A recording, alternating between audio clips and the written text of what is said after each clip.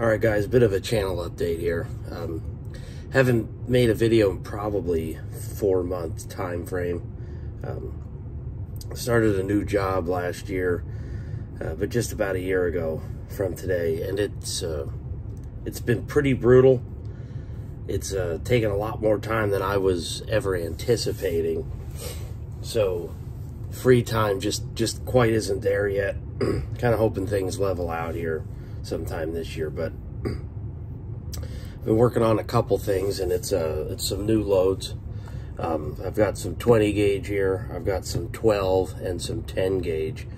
So that's actually what's coming down the pipe. So I've got some 20 gauge steel, I've got some 20 gauge bismuth, got some 12 gauge bismuth, and then I have some 10 gauge bismuth as well. So there's some Boss in here for 10 gauge, and there's also some of my hand loads for bismuth as well.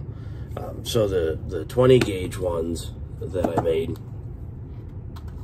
these are actually done as crazy as it sounds. I got myself a lead load all off the marketplace in 20 and 12 gauge for this load development stuff, because I don't want to keep changing up presses. It's actually kind of surprising how good these are. It almost doesn't even make sense. I never thought they'd do that well. Those are the new Cheddite hot primers, they call them. They're definitely no 209A or 209M, by the way. This is 1 ounce of number 3 steel with a precision reloading 20 gauge wad. It's just a BMP steel wad, I believe. Ballistic Products and a couple other companies, not only do they load with it specifically, but they just sell it with their name on it, so to speak. And then I have some bismuth loads here. This is 1 1/8 ounce. I'm using the same wad, just some felt filler in the bottom, and I'm using 1 1/8 ounce of number 4 bismuth. I also have some number 2 bismuth here, just to kind of give a shot, because that's all I had for bismuth. But these primers, definitely, these hot primers are not 209A and they're not 209M. I have tried below, say starting range for powder, and a 209A and a 209M definitely show pressure way sooner than these hot primers do. So I don't think these are actually that spicy. They're probably, if I were to guess, they're probably somewhere in that ballpark of the Remington primers would be my guess. Not the STS, but I think the P series, I believe they're called. And then the next load is 12 gauge. So once again, that's done on a Lee load all. It's almost kind of hard to believe, isn't it? And then I got those taper crimp dies from that guy on eBay that sells them in the Ukraine, or he's from the Ukraine. So it's gonna take a couple weeks to get them. But this one I do have figured out. I spent a bunch of time on that in the off season, so I haven't been making videos, but I have been working on some load development. And this load, I'm going to make separate videos on all of these, obviously with patterning and me putting them together on the presses. But this load, if you just want to try it on your own before I get it on paper, and I will tell you it's really good. That's a Cheddite hull, obviously. CX2000 primer or a Win 209, same difference basically. They're almost the same warmth. 31.8 grains of long shot. Winchester WAA 12 F114, which is 1.25 ounce lead wad for a 2 3/4 inch shell. I do flare the gas seal, so I'll have to show that on each video as well, because remember, that is for a taper haul and we're using it in a straight haul. 1.5 ounces of number 2 bismuth, 30 grains of PSB buffer, and that's a hell of a load. If you want to add a shot wrapper to it to make it maybe even more long range, But I kind of do make a little mention here, put a star there to flare the gas seal. That's pretty crucial if you don't want powder migration. So yeah, that's a heck of a load. And then I splurged, and I probably shouldn't have. I almost have a little bit of buyer's remorse, but that's okay. I work hard for my money. So number 2 and number 1, 2 1/8 ounce of Boss Bismuth. So I bought a case of each. I don't sell them in boxes, or I probably would have just bought maybe a couple boxes, but nonetheless, this is kind of where I ended up. I will tell you, I've never done it before with Boss. I never counted the rounds, but I had to put these in boxes because I needed room.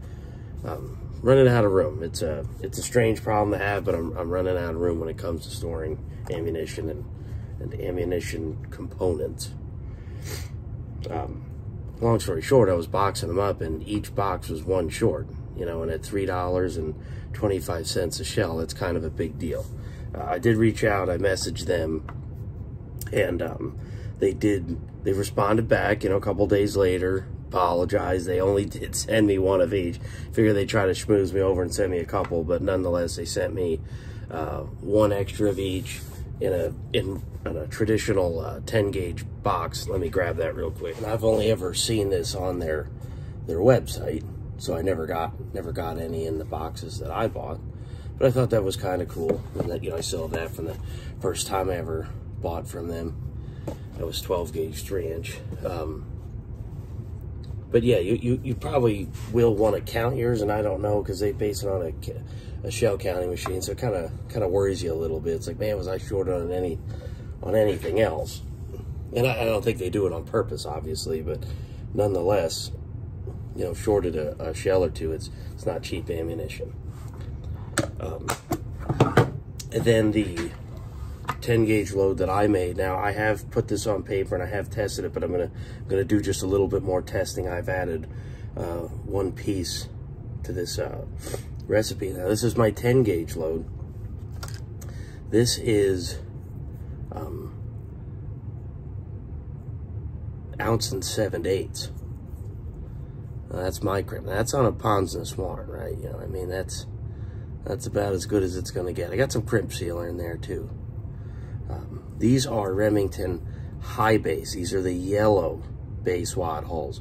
So these have almost identical, down to like 5/1000ths, 10/1000ths of an inch capacity that a Cheddite hull uses.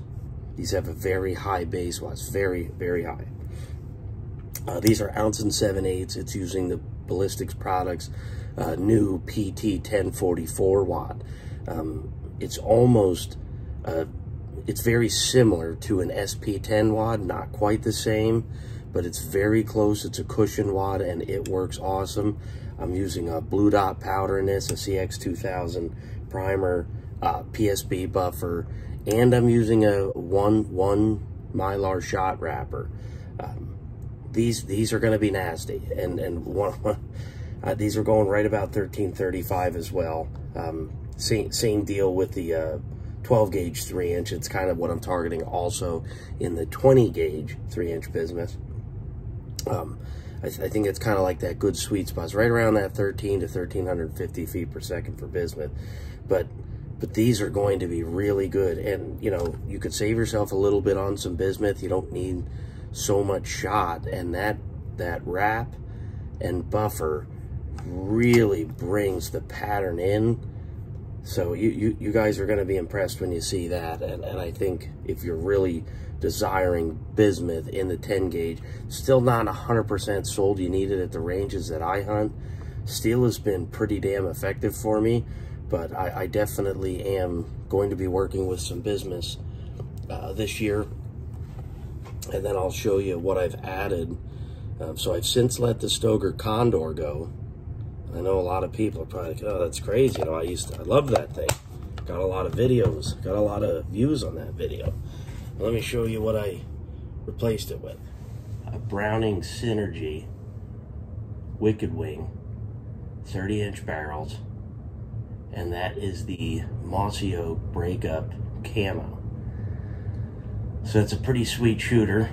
I've already taken it to a round of sporting clays, and I've shot probably the best with it that I've done at Sporting Clays this year so far, right there at the Lehigh Valley Sporting Clays, Central Eastern PA, and came with all the duck band chokes. I'm not a huge fan of how shiny they are, so I'm looking at getting those bead blasted or something of that nature, or maybe powder, not powder coated, but Cerakoted.